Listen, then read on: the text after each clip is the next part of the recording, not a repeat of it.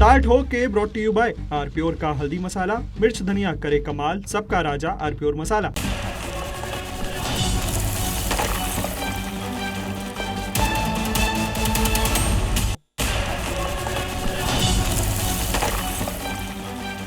नमस्कार, आप देख रहे हैं बहस का नंबर 1 शो ताल ठोक के। आपके साथ में हूं प्रत्युष खरे। राष्ट्रगीत पर एक बार फिर से बहस छिड़ गई। वजह है इससे जुड़े बिल की तैयारी। सरकार राष्ट्रगीत पर संसद में बिल लाने की तैयारी में। केंद्र सरकार का यह कहना है कि वो राष्ट्रगीत को राष्ट्रगान जितना सम्मान दिलाना चाहती है। केंद्र की कोशिशों पर मुस्लिम पक्ष की ओर से सवाल उठने शुरू हो गए। ऐसे में बहस जरूरी है क्योंकि राष्ट्रगीत को एक बार फिर धर्म से जोड़कर देखा जा रहा है। कुछ मौलाना का दावा है कि मुस्लिमों को परेशान करने के लिए यह सब किया जा रहा है। इस बिल के आने पर विपक्ष के सामने पैदा स्थिति को समझना भी जरूरी है। ऐसे में सवाल है कि जिसे राष्ट्रगीत माना जा चुका है उसे गाने में कैसी आपत्ति है? राष्ट्रगीत से राजनीतिक फायदा कौन उठाना चाहता है? क्या राष्ट्रगीत को उसका सम्मान दिलाने में कोताही की गई? और भी दूसरे सवालों पर ठोकेंगे ताल, जिसमें साथ होंगे खास मेहमान। लेकिन उससे पहले छोटी सी रिपोर्ट देखिए।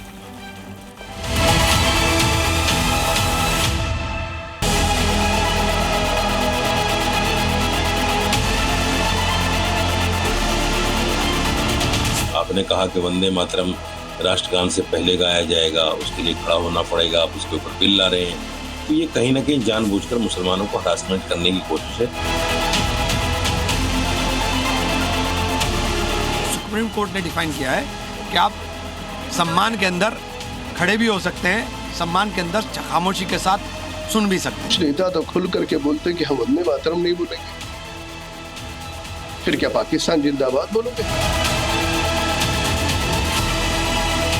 धार्मिक मसले को ऊपर लेके आ रही हैं जिससे समाज के अंदर बटे।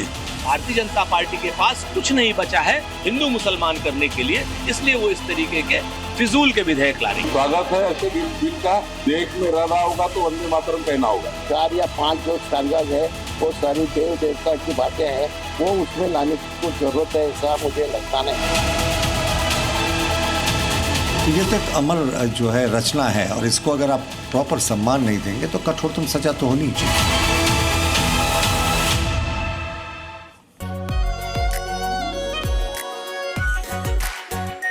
आरप्योर शाही paneer masala, delicious, healthy everyday. अपने मेहमानों से आपको मिलवा देते हैं। हमारे साथ हैं तुहीन सिन्हा, बीजेपी के प्रवक्ता, नूर अहमद अजहरी हमारे साथ इस्लामिक स्कॉलर है, मुफ्ती वजाहत कासमी इस्लामिक स्कॉलर, विनय मिश्रा हमें ज्वाइन कर रहे हैं, आम आदमी पार्टी के प्रवक्ता हैं। मैं शुरुआत करना चाहूंगा नूर अहमद अजहरी साहब आप ही से। क्या यह बिल धार्मिक बिल है जो सरकार लाना चाहती है?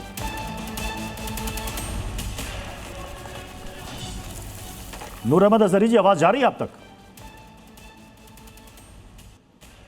लगता है आप तक आवाज नहीं पहुंच पा रही है। मैं तुहीन सिन्हा जी आपके पास आता हूं।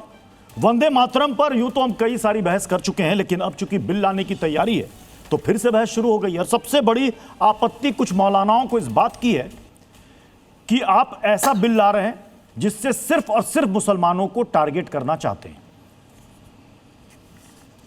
नमस्ते प्रत्युषी, सबको नमस्ते। देखिए, मुझे लगता है कि इस बिल से मुसलमानों को नहीं, केवल कट्टरपंथियों को प्रॉब्लम है। अगर इस देश में अब वंदे मातरम नहीं बोलेंगे तो क्या बोलेंगे? पाकिस्तान जिंदाबाद बोलना चाहते हैं? देखिए, ये हमारा राष्ट्रीय गान है। 1879 में इसकी रचना हुई थी बंकिम चंद्र चट्टोपाध्याय द्वारा, लेकिन 1905 में जब लॉर्ड कर्जन ने बंगाल को विभाजित किया था, और मैं उस बंगाल की बात कर रहा हूं जिसमें असम भी था, वर्तमान बिहार भी था, वर्तमान झारखंड भी था और संभवतः उड़ीसा के भी कुछ जिले थे, तो इतने बड़े तबके, इतने बड़े क्षेत्र में लोगों के लिए यह उद्घोषक बना था क्रांति का। आज भी हम एक प्रकार के विभाजन का सामना कर रहे हैं। यह विभाजन उन कट्टरपंथियों के द्वारा आ रहा है जिसको सहायता आज कर रही है कांग्रेस पार्टी। और मैं नाम भी ले रहा हूं, इमरान मसूद जैसे लोगों का नाम ले रहा हूं जो तुरंत कूद पड़ते हैं ताहिर हुसैन के सपोर्ट में जब ताहिर हुसैन को कन्विक्ट होता है। ऐसे कट्टरपंथियों के विरुद्ध अगर हमें लड़ना है तो हर व्यक्ति को गर्व से और पूरी श्रद्धा से मुझे लगता है कि वंदे मातरम जैसे पवित्र गीत के प्रति खुद को समर्पित करना चाहिए, इसमें कोई प्रॉब्लम नहीं है। ठीक है, विनय मिश्रा जी हमारे साथ जुड़ चुके हैं। विनय मिश्रा जी, क्या यह फिजूल का विधेयक है? क्योंकि कांग्रेस की तरफ से कहा जा रहा है कि सिर्फ और सिर्फ हिंदू मुसलमान करने के लिए विधेयक लाया जा रहा है। वंदे मातरम कब से हिंदू मुसलमान हो गया और ये कब से फिजूल का विधेयक हो गया? देखिए, हम तो स्वागत करते हैं, आप लाइए ना विधेयक, लेकिन साथ साथ इनको जो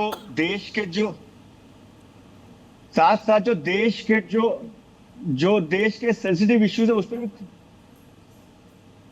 हेलो जी, आपकी आवाज आ रही है, बोले आप। हाँ, मैं ये कह रहा हूं कि लाइए ना विधेयक, कौन रोक रहा है? ये देश को एक करने वाला विधेयक है, लाइए। लेकिन लड़ाई तो यही करवाते हैं, पूरे देश में विभाजन तो यही करवाते हैं। हिंदू को मुसलमान से, दलित को हिंदू से झगड़ा कराने का काम तो यही बीजेपी करती है। इनको नीट पे पूछ लो तो सांप सूंघ जाएगा, इनको चंदा चोरी पे पूछ लो तो सांप सूंघ जाएगा। मैं विनय मिश्रा जी आपका स्टैंड जानना चाहता हूं, क्योंकि मौलाना साजिद रशीदी का स्टेटमेंट है कि जो सरकारें धर्म या आस्था से जुड़े मामलों पर ऐसे बिल लाती है, यानी कि उनका यह मानना है कि यह तो धार्मिक बिल है, धर्म और आस्था से जुड़ा। क्या आम आदमी पार्टी का भी यही स्टैंड है? देखिए, इसको रोक कौन रहा है? हम कहां रोक रहे हैं इसको? और ये कोई आज से तो बहुत पहले हमारा नेशनल सॉन्ग था, तो इसमें नई बात क्या है? हमने तो हमेशा कहा है कि अच्छी बात है, लेकिन इनसे पूछिए जो ये आज ला रहे हैं, कितने लोग आजादी के युद्ध में शहीद हुए, कितने लोग वंदे मातरम गाते हुए देश के लिए शहीद हो गए, कितने लोगों ने इस देश के लिए कुर्बानी दी, कितने साल इनका झंडा आरएसएस में फहरा। ये सिर्फ और सिर्फ, देखिए, मोदी जी बहुत समझदार पॉलिटिशियन है। मोदी जी बीजेपी को बचाना चाहते हैं और आरएसएस को गाली दिलवाना चाहते हैं। सिर्फ और सिर्फ इसलिए विधेयक लेके नूर अहमद अजहरी को भी लाइएगा स्क्रीन पर। नूर अहमद अजहरी साहब, वंदे मातरम मुसलमान को परेशान करने के लिए यह लाया जा रहा है क्या? जिस बिल की बात हो रही है कि इसमें अगर कोई व्यवधान डालेगा तो वो सजा का हकदार होगा, तो यह मुसलमान को परेशान करने वाला हो गया। भाजपा सरकार के जितने कार्य हैं आज तक, वो मुसलमानों के खिलाफ ही है, मुसलमानों को टारगेट करने के लिए है, इसके सिवा कुछ नहीं है।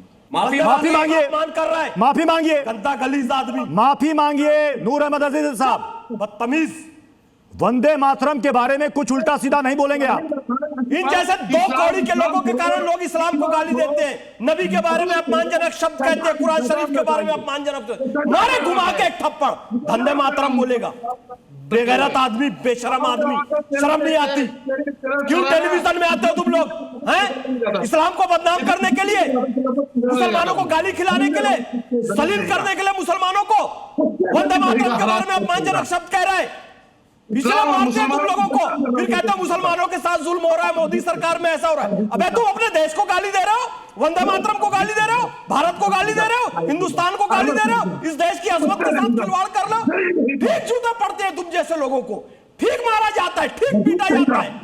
पाकिस्तान जिंदाबाद बोलने बोलो, अभी गाजा जिंदाबाद बोलने बोलो, खुद के बोलेंगे, भारत का झंडा लेने बोलो, इनकी नारी बढ़ जाती है। और तुम जैसे मुसलमान बदनाम हो रहे हैं हर जगह। शब्द कहेंगे, तुम धंधा करते हो मदरसों में अपने, और तुम लोग कट्टरपंथ की ट्रेनिंग देते हो, तुम्हारे बाप को भी वंदे मातरम बोलना पड़ेगा। वंदे मातरम को जो गायक नहीं है, भारत में रहने के लायक नहीं है, चाहे जिंदा रहे चाहे मर जाए, हम गाएंगे। नहीं, एक सेकंड। नूर अहमद अजहरी साहब, जो आपने यहाँ पर शब्द का इस्तेमाल किया, मैं वो शब्द दोहराना नहीं चाहता, आपको उसके लिए माफी मांगनी चाहिए, आपको उसके लिए माफी मांगनी चाहिए। ये वंदे मातरम के बारे में कैसे गंदा शब्द कह रहा है आदमी? वंदे मातरम के बारे में अपमानजनक शब्द कह रहा है। क्या गाजा से आपको अभी भी मैं वक्त दे रहा हूं, पाकिस्तान से पैसा, आपको अभी भी वक्त दे रहा हूं। तुम लोगों को नूर अहमद अजहरी साहब, नूर अहमद अजहरी जी, आपको अभी भी वक्त दे रहा हूं, माफी मांगिए जो आपने शब्द का इस्तेमाल किया। कैसी माफी? किस बात की माफी? आपने क्या शब्द का इस्तेमाल किया वंदे मातरम के साथ? नहीं, ये राष्ट्रगीत के बारे में, राष्ट्रगीत के बारे में आप नहीं, आप इस तरह के शब्दों का इस्तेमाल करेंगे। इसी से पता चलता है कि आपकी क्या सोच है, क्या सम्मान है राष्ट्रगीत को लेकर। मैं फिर समझ ले रहा हूं आपको, आप माफी मांगिए, नहीं तो फिर आप जा सकते हैं। किस बात की माफी? मैं वंदे मातरम के नाम से साजिद रशीदी जी, बदतमीज आदमी, तेरे जैसे लोगों के कारण अभी कोई मुसलमान को गाली देगा, नबी को गाली देगा तो अभी तलवार लेकर निकल जाओगे तुम लोग, सर से जुदा, और वंदे मातरम को गाली दे रहा है। बेगैरत आदमी, जूते खाने लायक हो तुम लोग। और तुम्हारे कारण इस्लाम और मुसलमान बदनाम होता है। हमारे नबी का कोई अपमान करता है तो तेरे जैसे गंदे आदमी के कारण, कुरान का कोई अपमान करता है तो तेरे जैसे गंदे आदमी के कारण, जो वंदे मातरम को गालियां दे रहा है, भारत माता को गाली दे रहा है। तुम रहने लायक नहीं हो इस देश में, समझ गए? निकलो यहाँ से, गाएंगे हम वंदे मातरम, और दोबारा कभी वंदे मातरम के बारे में अपमान। साजिद रशीदी को लाइएगा स्क्रीन पर। साजिद रशीदी जी, साजिद रशीदी जी, आप ही का बयान साजिद रशीदी जी, मैं जल्दी से कोट कर देता हूं। जो सरकारें धर्म या आस्था से जुड़े मामलों पर ऐसे बिल लाती है, उनके पास करने के लिए कोई काम नहीं होता। वंदे मातरम धर्म से जुड़ा कब से हो गया? वंदे मातरम धर्म से जुड़ा है साजिद रशीदी जी, या देश से जुड़ा है वंदे मातरम? प्रत्युष भाई, एक चीज को हमें समझना पड़ेगा, और वो ये है कि आपको याद होगा 1986 में और 2016 में सुप्रीम कोर्ट में ये मामला 2-3 मामलों की वजह से गया। सुप्रीम कोर्ट ने कहा कि अगर कोई राष्ट्रगान के लिए भी खड़ा नहीं होता है तो उस पर भी कोई कानूनी कार्रवाई नहीं हो सकती। तो राष्ट्रगीत के लिए कानूनी कार्रवाई का प्रावधान लाना, ये कहां तक उचित है, आप मुझे बताएंगे? नहीं, ये कहीं तक उचित नहीं है। क्यों उचित नहीं है? मुझे एक बात बताइए, क्यों उचित नहीं है? अगर राष्ट्रगीत को राष्ट्रगान के बराबर दर्जा दिया जा रहा है, सम्मान देने की बात हो रही है, कोई आपके कनपट्टी पर रिवॉल्वर नहीं रख रहा है, तो आपसे क्या अपेक्षा नहीं की जाती कि अगर राष्ट्रगीत हो तो ससम्मान लोग खड़े हो जाएं? हालांकि आपने सही कहा, सुप्रीम कोर्ट ने कहा कि जो असमर्थ है नहीं खड़े हो सकते, तो अपराध की श्रेणी में वो नहीं आएगा। लेकिन कोर्ट ने यह भी कहा कि जब राष्ट्रगान बज रहा हो तो ससम्मान खड़ा होना अपेक्षित है। तो क्या इतनी भी अपेक्षा नहीं की जा सकती देशवासियों से? क्या खड़े होने में प्रॉब्लम होगी? मेरी बात सुनिए, देखिए, सम्मान करने से कोई मना नहीं कर रहा है। हाँ, अगर कहीं राष्ट्रगीत या राष्ट्रगान बजे तो सम्मान करना चाहिए, खड़ा होना चाहिए। लेकिन अगर कोई ना गाए, उस पर कार्रवाई होना ये उचित नहीं है, क्योंकि ये मेरी आस्था से जुड़ा हुआ मामला है। नहीं, आपने चूंकि कहा है, देखिए साजिद रशीदी जी, मैं आप ही के बयान को कोट कर रहा हूं। जो सरकारें धर्म या आस्था से जुड़े मामलों पर ऐसे बिल लाती है, तो ये जो बिल वंदे मातरम पर आ रहा है, क्या ये धार्मिक बिल है? क्या है ये बिल? बिल्कुल धार्मिक बिल है। ये धार्मिक मुसलमानों को टाइट करने वाला बिल है, मुसलमानों को परेशान करने वाला बिल है। इसमें सारे फैज खान और साजिद रशीदी को साथ में रखिएगा। नहीं, इन्होंने एक वर्ड का इस्तेमाल किया, मुसलमानों को टाइट करने वाला बिल। आप मुसलमान नहीं, कोई टाइट नहीं लग रहा है। ये बताएंगे आपको कोई दिक्कत तो नहीं वंदे मातरम से? मैं बहुत खुश हूं। साजिद रशीदी और फैज खान को जितने करने हैं, मैं फैज खान से बात नहीं करूंगा। हाँ, तो मुसलमान शब्द नहीं बोलना, बोलो कट्टरपंथी आतंकवादी मौलाना को दिक्कत है, मुसलमान को दिक्कत है, ये नहीं बोलो। डॉक्टर एपीजे अब्दुल कलाम को दिक्कत नहीं है, मोहम्मद फैज खान को दिक्कत नहीं है, आरिफ मोहम्मद खान को दिक्कत नहीं है, गुलाम गुसाई को दिक्कत नहीं है, याद रखना अशफाक उल्लाह खान, हवलदार अब्दुल हमीद को दिक्कत नहीं है। इस विचारधारा के लोगों को वंदे मातरम से कोई दिक्कत नहीं है। तो मुस्लिम शब्द मत बोलना मौलाना साजिद रशीदी, बोलो तुम्हारे जैसे कट्टरपंथी, कठमुल्ला, आतंकवादी विचारधारा के लोग जो फिलिस्तीन की जय बोलते हो, ईरान को करोड़ों रुपए दे देते हो, पर भारत माता की जय तुम्हारे मुंह से नहीं निकलता है। तुम लोगों को आपत्ति है बोलो, तुम्हारी कुंठा को आपत्ति है बोलो। वंदे मातरम से मुसलमानों को कोई आपत्ति नहीं है। रहमतुल्लाह सयानी जी के समय में वंदे मातरम गाया गया, वंदे मातरम के नाम से अखबार निकलता रहा, तमाम मुसलमान वंदे मातरम गाते रहे। जो नहीं गाना चाहते थे उन्होंने कहा हमें पाकिस्तान दे दो। 1937 में वंदे मातरम को काट दिया, 1947 में देश को बांट दिया। फिर क्यों आप लोग यहाँ जी? मुस्लिम शब्द नहीं बोलना मौलाना साजिद रशीदी। नहीं, वो तो कह रहे हैं इस्लाम के उसूलों के खिलाफ है, इस्लाम के उसूलों के खिलाफ है। मैं बोल दे रहा हूं, मैं एक फतवा दे देता हूं यहाँ से, जो वंदे मातरम नहीं गाएगा जहन्नम में जाएगा। मैं मुफ्ती वजाहत कासमी को भी जल्दी से इसमें शामिल करना चाहूंगा। मुफ्ती वजाहत कासमी साहब, देखिए ये बहस बहुत पुरानी है, लेकिन जो दो बातें मौलाना साजिद रशीदी ने अपने बयान में कोट की है, जिसमें वो कहते हैं कि ये सरकारें धर्म और आस्था से जुड़े मामलों पर ऐसे बिल लाती है। दूसरा, वंदे मातरम ये सोची समझी साजिश है मुसलमानों को परेशान करने की। तो यानी कि इस देश के अंदर 1896 से लेकर और 37 तक, 1937 तक स्वतंत्रता संग्राम में मुसलमान नहीं थे क्या? क्या उनको इस्लाम का इल्म नहीं था क्या? जब वो वंदे मातरम गाते थे तो उनकी आस्था या भावना आहत नहीं होती थी क्या? मैं वजाहत कासमी जी मुसलमान ने नहीं गाया भाई, वजाहत उस वक्त कासमी भी नहीं गाया। वजाहत कासमी जी, मुसलमान ने उस वक्त भी नहीं गाया। अरे तुम जैसे कठमुल्लों ने नहीं गाया। वजाहत कासमी जी, झूठा आदमी। अरे तुम तो पागल हो, पागल से कोई बात। वजाहत कासमी जी, एक एक करके बोले, गद्दार, एक एक करके बोले। वजाहत कासमी, गद्दार कहीं का। वजाहत कासमी को और साजिद रशीद का गद्दार रखिए। पीसीआर, इस आदमी को, बीवी बच्चों को। वजाहत कासमी जी, मेरी आवाज पहुंच गई होगी, सवाल भी पहुंच गया होगा, जल्दी से जवाब। पैनल बड़ा है इसलिए सभी को मुझे समय देना है, जल्दी से वजाहत कासमी। जी प्रत्युष भाई, बात यह है कि जो नोटिफिकेशन गृह मंत्रालय ने जारी किया है वो क्या किया है उस पर हमें बहस करनी चाहिए। वो ये है कि राष्ट्रीय सम्मान के अपमान को रोकना है। हाँ। राष्ट्रीय सम्मान के अपमान को रोकना 1971 में कानून है, उसमें संशोधन करना है। राष्ट्रीय संविधान, राष्ट्रीय ध्वज को लेकर, राष्ट्रीय गान को लेकर, अब उसमें राष्ट्रीय गीत को शामिल किया जा रहा है। मेरा ख्याल इस्लाम को या किसी मुसलमान को इस पर आपत्ति नहीं होनी चाहिए। गाना है, किसको गाना है किसको नहीं गाना, अभी इस पर तो बहस ही नहीं हो रही है। अभी इस पर बहस हो रही है जैसा कि अभी आपके टीवी चैनल पर दुनिया देख रही है कि एक सो कॉल्ड इस्लामिक स्कॉलर जो अभी राष्ट्रीय गीत को क्या कह करके गए हैं, इस तरह के राष्ट्रीय द्रोही और इस तरह के आतंकवादी और इस तरह के घटिया सोच के जो लोग हैं उनके लिए कानून में संशोधन होना जरूरी नहीं है। तो ये तो आपकी जनता बता देगी। राष्ट्रीय सम्मान के अपमान को रोकना है तो उसमें संशोधन हो रहा है, और राष्ट्रीय गीत को, उन 3 चीजें हैं, अब 4 हो रही हैं। अब ये देखिएगा, गाने ना गाने, ये ऐसा पहला देश दुनिया में है कि जिसमें आप एक टीवी चैनल पर बुला करके बहस कर सकते हैं कि राष्ट्रीय गीत को कौन गाएगा, राष्ट्रीय गान का कौन सम्मान करेगा। मुझे पूरी दुनिया में एक मिसाल बताइएगा कि इस तरह के राष्ट्रीय द्रोही लोगों को किसी चैनल पर बिठा करके इस तरह की बहस की जाती हो कि जो राष्ट्रीय गीत को गाली दे दें और उसको सब पैनलिस्ट सुन लें आराम से और फिर पैनल में हिस्सेदार भी हो। ऐसा नहीं हो सकता। ये आपकी यहाँ मिसाल सेट हुई है कि इस तरह के मौलाना जो इस तरह राष्ट्रीय गीत को गाली दे, उन लोगों के लिए कानून लाया जा रहा है। अब ये जबरदस्ती इसको धर्म में दाखिल कर ले। मुझे ये बताइएगा कि राष्ट्रीय गान भी 50 साल इन लोगों ने नहीं गाया, 50 साल तक राष्ट्रीय गान पर ये बहस करते रहे, तो ये राष्ट्रीय गीत को कहां जल्दी से एक्सेप्ट कर लेंगे। आज भी हजारों मदरसे हैं जो राष्ट्रीय गान को नहीं गाते हैं, हजारों मौलाना है जो राष्ट्रीय गान उनको नहीं गाया जाता है, ना आता उनको। तो इसलिए राष्ट्रीय गीत पर इस्लाम को वो करके राष्ट्र को बदनाम ना किया जाए। राष्ट्रीय गीत से किसी मुसलमान को कोई तकलीफ नहीं है, राष्ट्रीय गीत से किसी मुसलमान को कोई तकलीफ नहीं। हम सम्मान करते हैं, हम स्वागत करते हैं कि राष्ट्रीय गीत का अपमान नहीं होना चाहिए, कानून होना चाहिए। मौलाना साजिद रशीदी, तकलीफ है वंदे मातरम से, राष्ट्रगीत से? देखिए, अभी मैंने सुना एक सनातनी मुसलमान को, वो अपने हिसाब से सही बातें कर रहे हैं, लेकिन मुझे पूरे हिंदुस्तान में एक मदरसा ऐसा नहीं मिलता जिसमें राष्ट्रगान नहीं गाया जाता हो।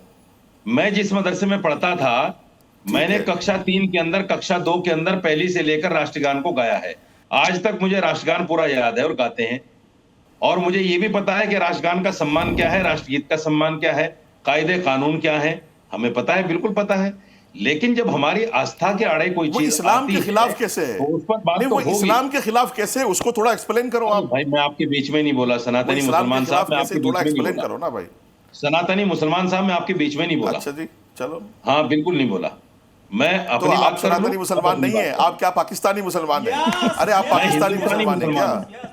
आप पाकिस्तानी मुसलमान है क्या, या आप लश्कर तैयबा के मुसलमान हैं, या जैसे मोहम्मद के? अरे मैं तो हूँ सनातनी मुसलमान, मुझे तो गर्व है। मैं तो एक हिंदुस्तानी मुसलमान हूँ, मैं तो एक भारतीय मुसलमान हूँ, मुझे अपने सनातनी होने पर गर्व है। आप रहो पाकिस्तानी, शौक से रहो, इसमें क्या दिक्कत की बात है? आप टॉन क्यों कस रहे हो इस बात पर कि मैं सनातनी मुसलमान हूँ? आपके बाप दादा क्या शेख थे? माफी के साथ इस बहस को यहाँ पर रोक रहा हूं, मैं भी गुजर हूं। चरण सिंह सापरा जी, कांग्रेस की तरफ से सुरेंद्र राजपूत ने जो कहा है, जिसमें वो लिखते हैं कि आज भारतीय जनता पार्टी के पास कुछ बचा नहीं है हिंदू मुसलमान करने के लिए, इसलिए वो इस तरीके के फिजूल के विधेयक ला रही है। तो ये फिजूल का विधेयक है? नहीं, मेरे ख्याल से आपका इंटरप्रिटेशन इसमें से थोड़ा सा दुरुस्त करना चाहिए। सुरेंद्र राजपूत जी ने कहा होगा कि भाई और बहुत अच्छे मुद्दे हैं इस देश में जो जनता से जुड़े हुए मुद्दे हैं, जैसे महंगाई का मुद्दा, बेरोजगारी का मुद्दा, चंदा चोरी का मुद्दा है, या इथेनॉल का E20 का मुद्दा है। ये तमाम सारे मुद्दे, या पेपर लीक का मुद्दा बहुत बड़ा मुद्दा बन चुका है। तो ऐसे सारे मुद्दों को छोड़ करके भारतीय जनता पार्टी प्राथमिकता इस मुद्दे को दे रही है, इसलिए उन्होंने कहा होगा। ये एक बात। दूसरी बात मैं आपको बताना चाहूंगा, कांग्रेस पार्टी ने हमेशा वंदे मातरम को तो सम्मान दिया है, मान्यता दी है, कांग्रेस पार्टी को इसका विरोध क्यों करेगी? कांग्रेस पार्टी ने तो 1896 में पहली बार हमारे अधिवेशन में खुद आदरणीय रविंद्रनाथ टैगोर जी ने इसको गाया था। फिर 1937 में कांग्रेस वर्किंग कमेटी ने इसको मान्यता दी, जिसमें पंडित नेहरू थे, महात्मा गांधी थे, सरोजनी नायडू थी, सरदार वल्लभ भाई पटेल थे और तमाम सारे कृपलानी जी थे, मुंशी जी थे, गोपालाचारी थे। ये सभी तमाम सारे नेता थे जिन्होंने कांग्रेस वर्किंग कमेटी में वंदे मातरम को मान्यता दी। उसके बाद इसे कॉन्स्टिट्यूएंट असेंबली में लाया गया, संविधान सभा में लाया गया और संविधान सभा के अंदर डॉक्टर राजेंद्र प्रसाद ने इसको पेश किया और डॉक्टर राजेंद्र प्रसाद के साथ में तब पंडित नेहरू थे, सरोजनी नायडू थी, मौलाना आजाद थे, उसमें तो भारतीय जनता पार्टी, आरएसएस या हिंदू महासभा के नेता भी थे, श्यामा प्रसाद मुखर्जी भी थे, पुरुषोत्तम टंडन भी थे, सर्वपल्ली राधाकृष्णन थे, चरण सिंह सापरा जी, चरण सिंह सापरा जी, क्या राष्ट्रगीत को राष्ट्रगान के बराबर राष्ट्र गौरव अपमान निवारण अधिनियम 1971 इसमें शामिल करना, उसके बराबर सम्मान देना, दर्जा देना, क्या यह फिजूल का विधेयक है? मैं फिर से पूछ रहा हूं। नहीं, ये फिजूल का विधेयक बिल्कुल नहीं इसको कह सकते, लेकिन हां इसको ये कह सकते हैं कि भारतीय जनता पार्टी का अपना कोई देश के साथ में इतिहास नहीं है, इसीलिए ये इतिहास के अंदर कहीं ना कहीं फिट होना चाहते हैं। इनका तो मुखबरी का इतिहास है पुराना, देखेंगे तो श्यामा प्रसाद मुखर्जी ने क्या किया था, उन्होंने तो फजलुल हक के साथ में जाके 1942 में तो बनाई थी। तो जी, जो इनके पूर्वज थे उन्होंने आप इससे सार निकाल सकते हैं को एक्सेप्ट किया। जो कांग्रेस का कहना है वो यही है कि बाकी भी कई सारे मुद्दे हैं लेकिन प्राथमिकता आपके लिए यही है। तुहिन सिन्हा जी, देखिए सबसे पहले बात पूरी होने दीजिए, आप मेरी बात को काट रहे हैं। मेरी बात मैं काट नहीं रहा हूं सर, मैं काट नहीं रहा हूं, बाकी मेहमानों को भी मैं वक्त दे, आप मेरी बात को काट रहे हैं, आपने मुझे बोलने का मौका ही नहीं दिया। आपको जितना सुनना था उतना आपने सुना। सर अभी आप ही बोल रहे थे सर, अभी आप ही बोल रहे थे, मैं नहीं बोल रहा था, आप ही बोल रहे थे। आपने पहले नहीं, मुझे 30 सेकंड में आपने काट दिया। 30 सेकंड नहीं सर, उससे ज्यादा आपने बोला है। क्या बात कर रहे हैं? क्या जायज है चरण सिंह सापरा जी? ये क्या जायज है? उससे ज्यादा आप बोल गए। चलिए मैं आपको और 10 सेकंड और 20 सेकंड देता हूं। चरण सिंह सापरा जी और 20 सेकंड। हाँ और 20, देखिए 20 सेकंड में मैं यही कहना चाहता हूं कि भारतीय जनता पार्टी कहीं ना कहीं जो ये राष्ट्रवाद जो है ना, इनका फर्जी राष्ट्रवाद, उसका कुछ सिक्का जमाना चाहती है, क्योंकि मुखबिरी इनका इतिहास है। इन्होंने संविधान का विरोध किया था, इन्होंने संविधान की कॉपियां रामलीला मैदान में जलाई थी, तिरंगे का विरोध किया, 52 वर्ष तक इन्होंने अपने हेडक्वार्टर पर तिरंगा नहीं चढ़ाने दिया, इन्होंने आरक्षण का विरोध किया। तो इनका कोई इतिहास नहीं है। महात्मा गांधी के अंग्रेजों भारत छोड़ो आंदोलन का इन्होंने विरोध किया, सुभाष चंद्र बोस की आजाद हिंद फौज का इन्होंने विरोध किया। तो ये तमाम सारी चीजें देखते हुए भारतीय जनता पार्टी को एक मौका मिला है, ये मौके पे चौका मारना चाहते हैं कि भाई हम ये जो वंदे मातरम है, इसके जरिए से हम अपनी पीआर टीआरपी इसके हो गया। सप्रा जी देखिए, सप्रा जी कह रहे हैं कि हमारा कोई इतिहास नहीं है। ये वो लोग हैं जो 1885 में कांग्रेस की स्थापना हुई थी। सिद्धो कान्हो, बिरसा मुंडा का इतिहास था कि नहीं? ये लोग जो हैं आजादी के, आप सोचिए कितनी घृणात्मक है आज की कांग्रेस पार्टी। ये आजादी में जो शहीद हुए हैं लोग, उनको भी विभाजित करना चाहती है। कहती है कि ये लोग जो हैं हमारे हैं, आपके पीछे विभाजन पैदा करना चाहती है। लोग दूसरी बात अब बीच में मत बोलिए, हत्यारे के वंशज हैं, मत बोलिए अभी आप बीच में। चरण सिंह सापरा जी, गांधी के अब आप ही टोका टोकी कर रहे हैं, अब आप ही टोका टोकी कर रहे हैं। आपके बीच में किसी ने कुछ नहीं कहा, इनके बीच में मैंने नहीं कहा था, आपके बीच में किसी ने कुछ नहीं कहा, अब आप ही टोका टोकी कर रहे हैं जी। आज कट्टरपंथी जो है रेडिकलाइजेशन एक वैश्विक महामारी का रूप ले चुकी है और भारत में इसका समर्थन कांग्रेस पार्टी कर रही है। इमरान मसूद इनके मैस्कट है, इमरान मसूद इनके मैस्कट है। आज केरल में इनका टाइअप होता है IUML के साथ। तो इस कट्टरपंथी को रोकने के लिए बहुत जरूरी है कि वंदे मातरम हर बच्चा गाए। और आपके शो पर आम आदमी पार्टी के भी प्रवक्ता हैं, उनसे भी पूछना चाहूंगा, क्या ताहिर हुसैन, अगर ताहिर हुसैन जैसे लोगों को बचपन से गवाया गया होता ना वंदे मातरम, तो आज टेररिस्ट वाली फितरत नहीं होती उनके अंदर। कॉर्पोरेटर बन के अपने घर पे बॉम्ब स्टोर कर रहे थे और आतंकवादी गतिविधियों को अंजाम दे रहे थे। तो इन चीजों से अगर निजात पाना है तो राष्ट्रवाद की धारा के साथ आपको जुड़ना होगा, वंदे मातरम गाना होगा, उसको सम्मान देना होगा। फ्री थॉट को दबाया मैं उत्तर दे दूं? क्या फ्री थॉट होनी चाहिए? मैं एक उत्तर देना चाहता हूं।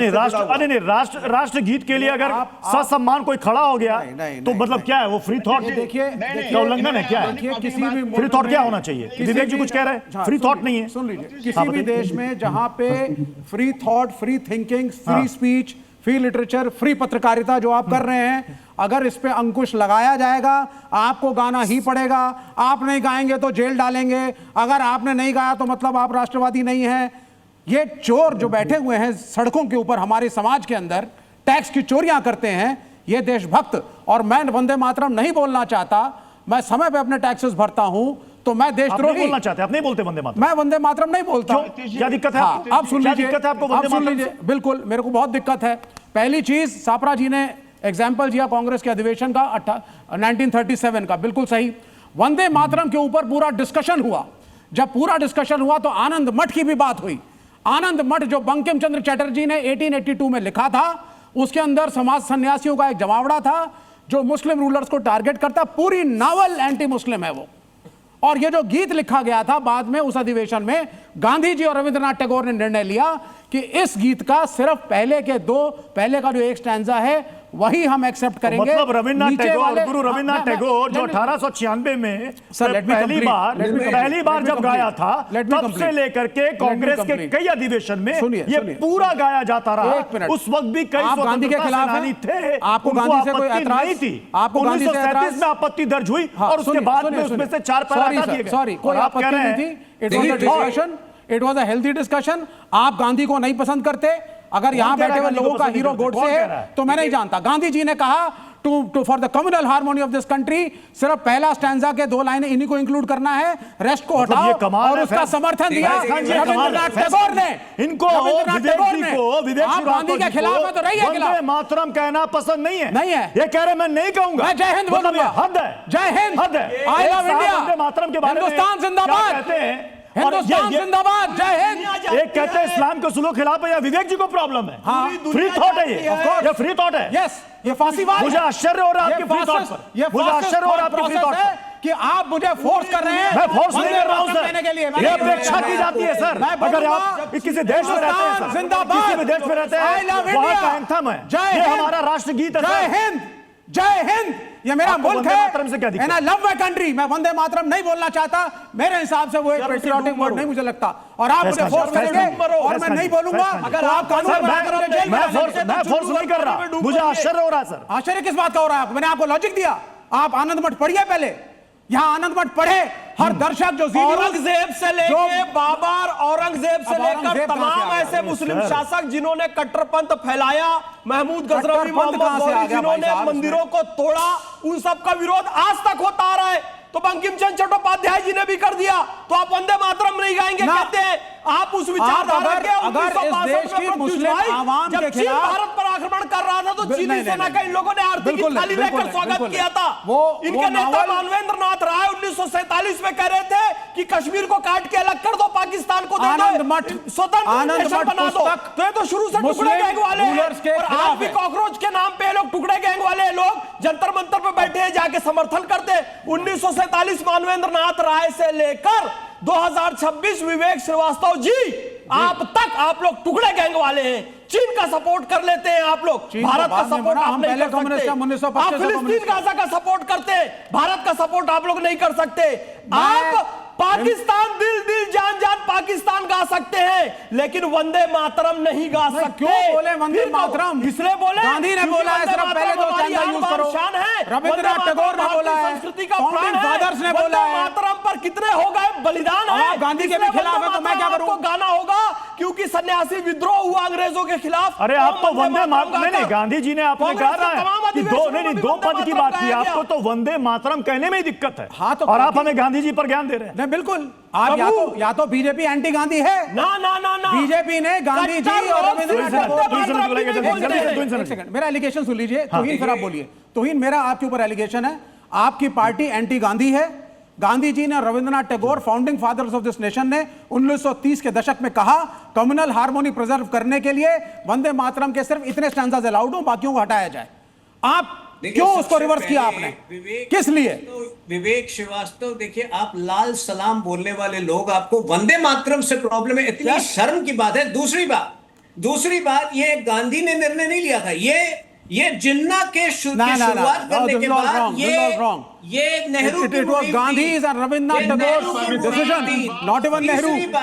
नेहरू प्रेजेंट थे वहां सिर्फ। गांधी विरोधी कह रहे हैं आप, हमें गांधी विरोधी कह रहे हैं। अरे गांधी जी का जो सबसे प्रिय शब्द था हे राम, आप राम को भी नहीं मानते। उनके राम और आपके राम अलग है। उनके राम प्रेम के प्रतीक थे। समर्थन किया था सुप्रीम कोर्ट, उनके राम जिसकी वो आराधना करते थे वो प्रेम के प्रतीक थे। गांधी जी स्वच्छता की बात करते थे, हमने पूरे भारत को स्वच्छ भारत के तहत जो है सैनिटेशन कवर 100% किया। क्या बात करते हैं आप जैसे लोग जो है ना, देखिए कम्युनिज्म को बदनाम करते हैं। वंदे मातरम से कोई भी दो शब्द से, तो मुझे पहली बार मैं किसी व्यक्ति का सामना कर रहा हूं जिसको उस दो शब्द से ही प्रॉब्लम है। तो फ्री थॉट वाले अपने देश मातरम कहने में कोई दिक्कत है, ये फ्री थॉट रहते हैं। मैं अपने देश के प्रति प्रेम आपके शब्दों में क्यों व्यक्त करूं? मैं आई लव इंडिया बोलूंगा, मैं जय हिंद बोलूंगा। यानी इस देश की संविधान सभा ने वंदे मातरम को राष्ट्रीय गीत का दर्जा दिया, उनको वंदे मातरम के बारे में जानकारी नहीं था। ठीक है, आपको सबसे ज्यादा दिक्कत तो फिर आप या तो मानिए कि गांधी सही थे, मतलब वो गलत थे जिन्होंने राष्ट्रीय गीत का दर्जा दिया। बैटिंग करिए, या तो आप बोलिए बीजेपी भी गलत थी। नहीं, आप कह रहे वंदे मातरम कहने में दिक्कत है, मैं नहीं कहूंगा, फ्री थॉट है, गजब की फ्री थॉट है। चलिए बहुत बहुत शुक्रिया, समय इजाजत दे रहा है, इसलिए बहस को यहीं पर समाप्त करना पड़ेगा। थोड़े में ज्यादा स्वाद, यही तो है इसकी खास बात। वाओ मामा, क्या स्वाद है। अरे मेरे राजा, मसाला।